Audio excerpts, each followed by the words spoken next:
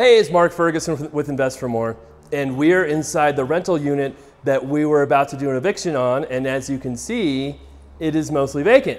At least we think it's vacant. So the tenant didn't really tell us it was vacant. We just came by, peeked in the windows, and all the stuff is gone, and the door was open. So we're going to talk to him, and tell you the story about this one, not a great story, and why we were doing the eviction and what our plan is now. Now, of course, check out investformore.com for much more information on our flips, rentals, being an agent, and all that great stuff.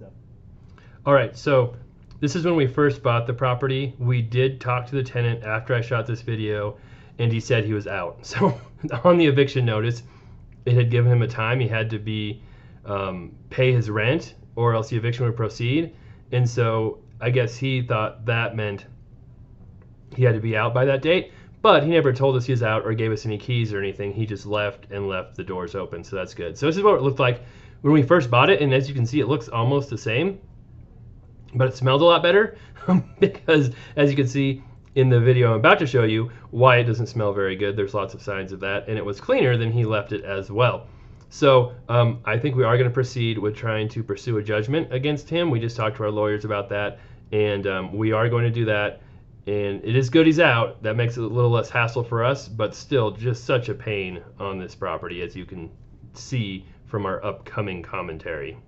So this is the commercial property I bought, I don't know, 6 to 8 months ago. Really good deal, really love this property.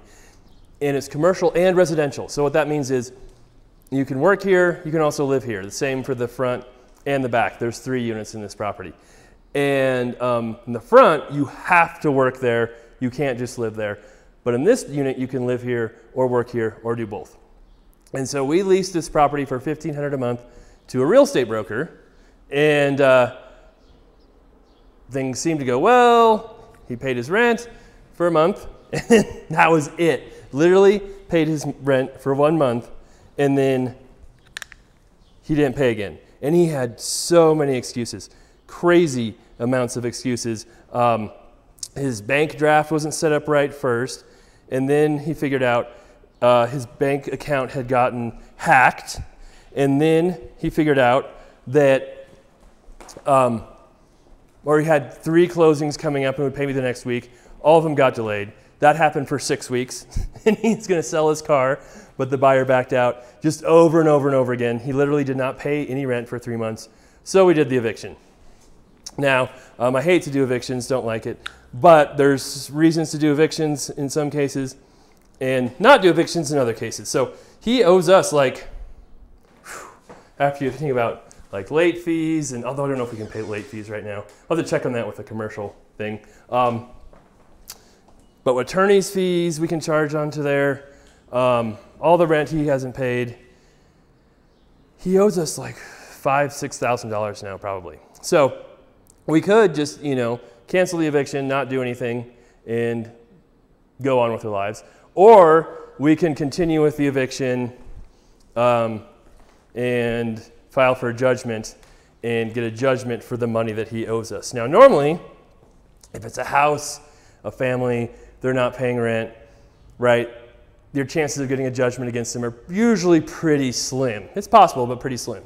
However, with a business, a commercial property, and someone who, if I had to guess, he has money, he just didn't want to pay any of it, we might get money from that judgment eventually, because it will show up on your credit report when you're applying for loans, all kinds of things. So we might go ahead with it and get the judgment on this one. It might be worth it. And just the sheer principle of renting a place and then never paying rent and all the excuses and all that just kind of makes me want to file the judgment as well. So I do know that one of my least favorable traits is being a little bit vindictive, but I'm okay with it, and I've learned to be okay with it over the years. We'll get this one cleaned up. We'll talk to our attorneys. We'll always have our attorneys handle the eviction so they're done right, and then we will get it rented again, hopefully. The front is rented by a Brazilian jiu-jitsu place. They've been doing really good. And we also have the basement apartment, which we still want to work on at some point, just had a lot going on. So we haven't remodeled that, but we'd love to remodel the basement apartment as well and get that rented too. And then we also own the brewery right next door. There's a brewery, a really small brewery, right next door as well.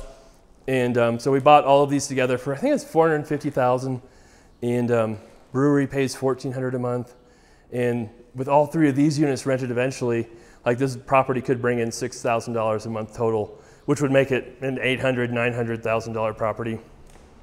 So that's why we bought it. Hasn't needed hardly any work at all. We literally did almost nothing up front, did almost nothing to this one. But you do run into issues with bad tenants once in a while. So that happens. I probably, for our commercial properties, I've been doing most of the leasing myself. And I probably was a little lazy, a little lax on screening this guy because he's a broker, because he was an agent. Although I should know better because I know a lot of agents and brokers who definitely I wouldn't want to rent to. So should have done more on that side, but you live and you learn. We did a full screening on the Brazilian Jiu-Jitsu place, and actually got a co-signer for them. So, there's all kinds of stuff you can do to get good tenants in, to protect yourself. And I probably did not do enough on this, checking out the broker on this property. So we'll have an update, of course, on this one as far as the eviction, the judgment, and all that. And then, of course, check out investformore.com for much more information on our flips, rentals, being an agent, all that great stuff. And we have 9 books on Amazon, too. Thanks a lot. Take care.